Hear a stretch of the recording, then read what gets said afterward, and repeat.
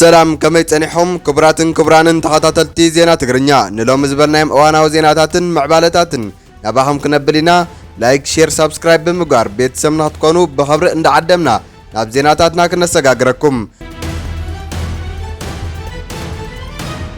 منغست إرترا أفريان مانت حرشان بمحياشات حرشاون صفتاتن صبوق زخوان استراتيجي حانتي تيركب هذا كابز ميلات الدما قبوق زخوان حرشاو مديات زلوو بخل ملؤ زخوان ماشيناريا دلي نزترديو دما منغست إرترا بعينتن فليز بلا ناي حرشا تراكترات كأتو نعزب لنا بز مسرد دما أبكل التشحن 25 منيستر حرشا مس منغستي تشاينا بزقبرو سممع مسرت بتوسخ منغستي إرترا حرشاو مهرتن معباي جزيف حرشاو دقوما بمقار نحرستوت أب حرشا زنطفو سباتن بمتببع نتي مديات حرشا كب كبلوك سبلما عنتي سرح الله منغست إرترا وقتي كرامات عام كرم مئتاو حرشاو اتوت نمعباي زحجز دقفن أقرقلوتن حرشاو دقوما أب ملأ هاجر نزركو حرستوت بناتا نعدله ريتن زراتن إرترا نكمعبل في الريامانتون خعبن ساريحون يسرحن الله بتوسخي نحرستوت هاجرنا بناتا زوهاب دقفن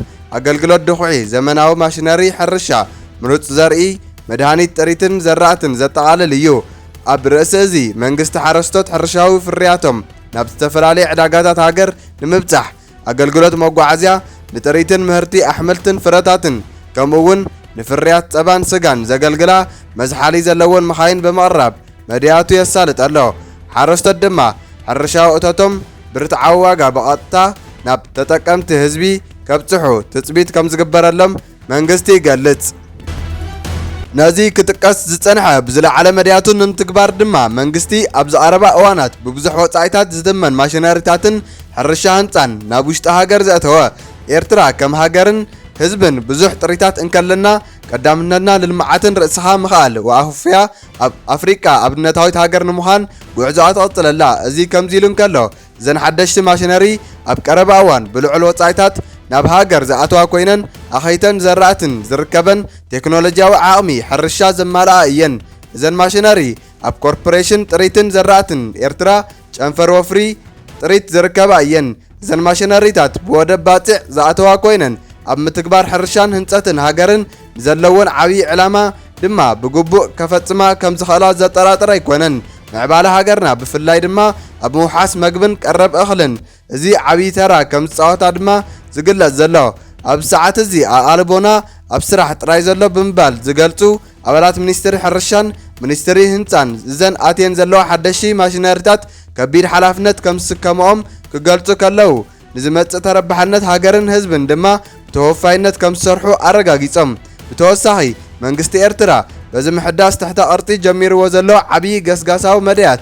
زن زاتوا ناي هنصا ماشينريتات عصالي عبيتن هنصتن إرترا عبي اجام كم زلون يو زغلت زلو كم زفلت منغست إرترا تحت ارطي صرغياتات مسرتاو تحدثو ام مكياد يركب اوشت كتما اسمرا بزكاير زلو محداس حرفاف صرغيا كرايو إلكا زي محساب يو اب كل شنحاتو بازي صففن لماطن زي كركح سفيحن صرغيا ام متحداس يركب بغلا شنحات كا قطران زلبطا زدغدغان ماشينريتات بحيتنو يرايا بزي كازي ناب ابايتي كتماتات زوسدو ناي قطران صرغياتاتون ناي مسفحفح محداسن عيوتاتن يكايدلم الله اذا عمت محداس كلنتناو قطباون تحت قرصاون حرشاو زخونه تحدثو نخونت يا تخيد زلا بزيادة إرترا كل تشحن 25 كينون كما يكون تخون إيا نزبل حتى دما زن آتين زلوا ماشيناريتات برو تسفا زمن كم زمتعا يخات عزب حدشتي ماشيناري تحت قرصي متين زلوا ماشيناري أفوكستن كبرتن تحت أرطي سنهنتا زنطفا كوينن أزيو بزح زمناو بمخانو قداي مسرح هنتت وشت هاجر عبدالدل درجة مسبتحة بدرجة مبرا أفريقيا اب سراحت هنصا اب كبابينا زلو هاجراتون كنطفينا زبل يو زن ماشينريتات اب استفلاليه مديات كوعلا مخانن دما يحبر اب مسرتاو صغنا ودبات متأتتاو حدش مدبات حرشا مملا مسرتاو طلبات حزبي مغبي اب غزي فوفري اب عدنا هاجر زامسلن نطفتات كساتف عين إرترا حيزاتو زلا مديات اب معباله اب زحاشه درجه يركب الله كتبلو تخيل اب حيل الكتريك زلو حيال زخونه سراح قدم حجي تعذبنا لنا ብዛዕባ እዚ ዝምልከት ኣብ ቀጻሊ መደብና ብሰፊሑ ክንቐርቦ ኢና። እዚ ከምዚ ኢሉ እንከሎ ኤርትራ ርእሳ ዘይትኽእል ሃገር እያ ተባሂላ ብዓለማት ንኽድቆስን ቁጠባ ኣብ ባይታ ንኽዘብጥን ብዙሕ ተጻዒሩን ተሰሪሕሉን እዩ።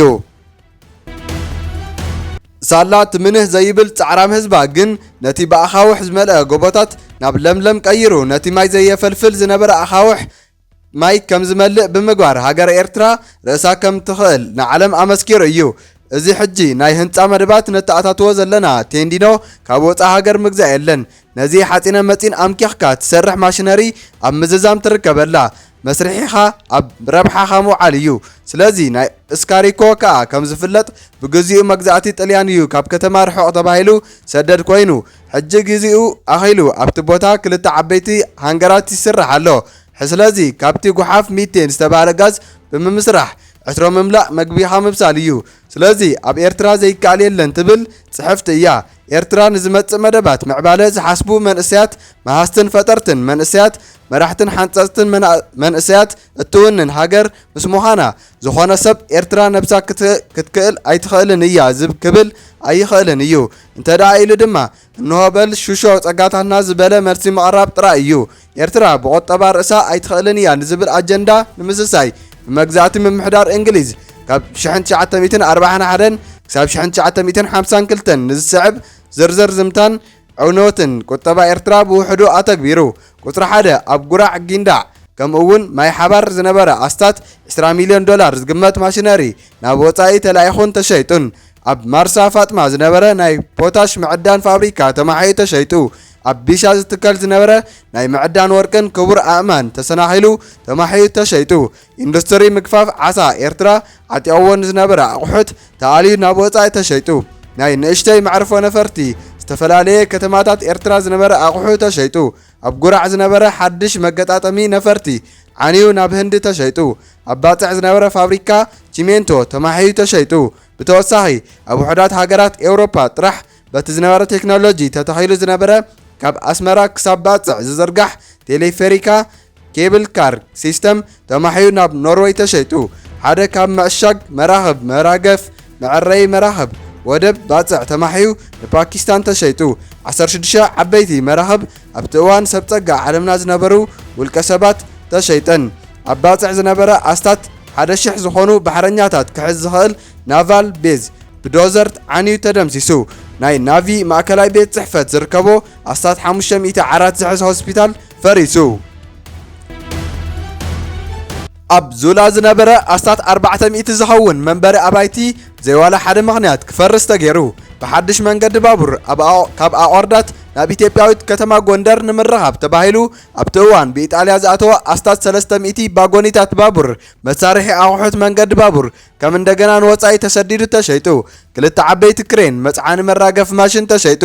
ኣብ ዓሰብ ዝነበረ ናይ ሬድዮ መደበር ስቴሽን ናብ ኬንያ ጊዕዙ። ናይ ናቫል መኽዘን ዌርሃውስ ጉምሩክ ቤት ጽሕፈት ብጠቕላላ ክሳብ 75 ዝኸውን ህንፃ ዓንዩን ተባላሽን። ኣብ ባፅዕ ዝነበረ ናይ ነዳዲ መኽዘን ኣጋንን ቀንዲ መዕደሊ ማይ ባስካ ከምኡውን ናይ ኤሌክትሪክ ኣቑሑ ዓንዩ። እዚ ከምዚ ኢሉ እንከሎ ኣስታት 20 መደበራት ሬድዮ ዓንየን። ኣብ ዙላ 5.7 ኪሎ ሜትር ዝኸውን ሓዲድ መንገዲ ባቡር ኣስታት 850 ኣቑሑ መንገዲ ባቡር 3 ቶን ብሎን 20 መጠዋወዪ ሓፂንን ከምኡውን 71 ናይ ጽዕነት መኻይን ንኬንያ ተሰዲዱ ተሸይጡ። 1500 ጠቕላላ ስልኪ 3 ንእሽተይ ክሬን ሓደ ናይ መርከብ መጸጊዒ ሓፂንን ሓደ ናይ ሲንግል ሓፂን ከምኡውን ካልኦት ብዙሓት ክቡራት ኣቑሑ ከም እንደገና ኢጣልያ ካብ እንግሊዝ ዓዲጋ ወሲዳቶ። ኣብ ባሕሪ ናይ ድበት መስሓቢ ተገልግል መሳርሒ ንደገ ተሸይጣ። ኣብ ዓሰብ ዝነበረ መሳርሒ ጨው ተበንቂሱ ንዓደን የመን ተሸይጡ።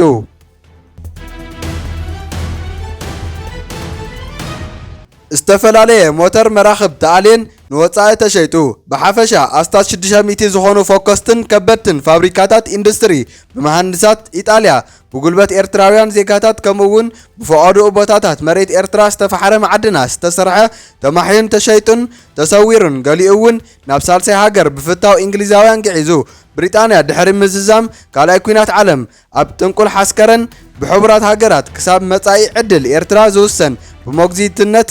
ክትኣልያ ክተመሓድራ ተመዚዛ ኣብ ውሽጢ 12 ዓመታት ዘይመልአ ግዜ ድማ እዚ ዕንወት ኣስዒባ ምክንያቱ እቲ ኣጀንዳ ስሱዕ ሸውሃት እንግሊዛውያን ጥራይ ዘይኮነ ነቲ ኤርትራ ብቆጠባ ርእሳ ክኢላ ክትነባበር ኣይትኽእልን እያ ስለዚ ምስ ኢትዮጵያ ትጸንበር ዝብል ፖለቲካዊ ቅጦባውን ውዲት ንምህራሚ ነይሩ ከምናታቶም ቅመራ ድማ ኤርትራ ኣብ 1952 ንይምሰል ፓርላማ መንግስቲ ኤርትራ ኣቆይማ ምስ ሃፀያዊት እምብሪጦርያ ኢትዮጵያ ብልሕልሕ ፌደሬሽን ክመሓድራ ብሕቡራት ሃገራት ጸዲቑ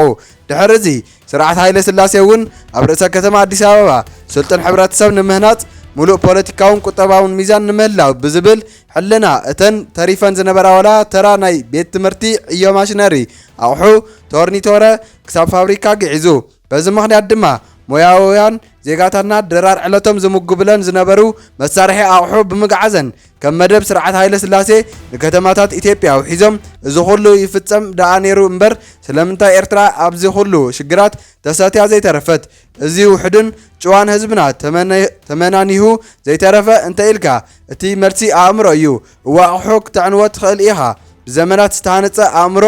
ክኢላዊ ዓቕሚ ግን ክትዕንዋ ኣይከኣልን እዩ ስለዝኾነ እዚ ሞያዊ ክኢላዊ ስልጡን ሕብረተሰብ ባዋታ ሰውራ መስሪቱ ሜካናይዜሽን ኣተኣታትዩ ዓጢቑ ብተወሳኺ ንኽብርታቱን ዋሕዱን ኣራቢሑ ነቂሑ ኣብ መደባት ወታደራዊ ኣቃውምኡ ተጣቢቡ ወደባት ኣሐይሉ ዋላ እውን ነቲ ሞያ ሕርሻ ጥራይ ዝነበረ ተወሳኺ ግብራዊ ሞያ ዓጢቑ ህዝቢ ኤርትራ ማዕረቲ ዝነበሮ ብድሆታት ሓያል ፖለቲካዊ ቁጠባዊ ማሕበራዊ ከምኡውን ወታደራዊ ምንቅስቃሳት ፈጢሩ ርሱን ሰውራ ወሊዑ ነቲ ብኩሉ ሸነኻታ ዝተሃመሸት መሬቱ ዝተመንዘዐ ሓርነቱን ኣምፂኡ ዝዓነወ ድማ ገና ካሊእ መሰናኽል ዋላ ይብዝሓዮ ካሃንፆ ከም ዝኾነ ዘጠራጥር የብሉን ውፅኢት ናይ ዝኹሉ ድማ እዘን ናይ ሎሚ ኣርእስትና ኮይነን ዘለዋ ማሽነሪታትን ሕርሻ ህንፃን እየን ሎሚ ብመንግስቲ ኤርትራ ኣገዳሲ ሓደ ውሳነን ስጉምትን ከም ዝተወሰደ ሓበሬታታት ወፂኡ ይርከብ ኣሎ ብመሰረት ሰብሳነ ሰብ ልፍዓተይ ተስፋ ዘርጊሕዎ ዝርከብ ዘሎ ሓበሬታ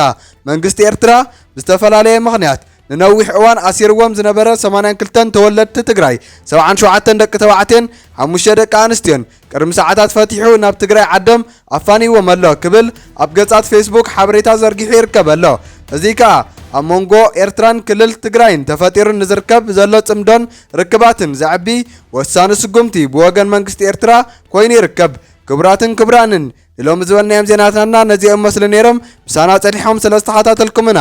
ኣዝና እንዳመስገንና ላይክ ሼር ሳብስክራይብ ብምግባር ቤተሰብ ብምዃን በብግዚኡ እንጽዕኖም ዜናታትና ክበጽሑኹም እዮም ብኻሊእ ዜና ክሳብ ንራኸብ ሰላም